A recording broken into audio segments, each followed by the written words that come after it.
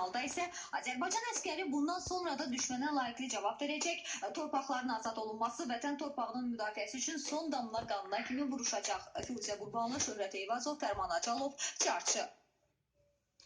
Ateşkəsin pozulması, dinc əhalinin öldürülməsi yol verilməzdi. Ölkələrin ərazi bütövlüyü və suverenliyinə hörmət olunmalı və bu cür halların baş verməsinə heç kəs, heç bir beynəlxalq təşkilat biganə qalmamalıdır. Bunu Ermənistan-Azərbaycan cəbhə xəttində baş verən son hadisələrə münasibət bildirərkən tanınmış Britaniyalı jurnalist və aparıcı Riz Xan deyib.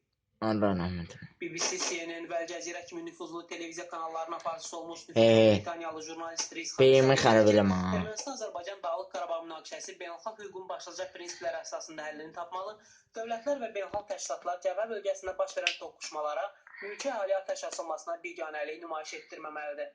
Mən münaqişə haqqında kifayət qədər məlumatlıyam və bir jurnalist kimi hesab edirəm ki, bu konflikt beynəlxalq hüququn prinsipləri əsasında həllini tapmalı, ölkələrin ərazi bütövlüyü və suverenliyinə hörmət olunmalıdır. Ateşkəsin pozulması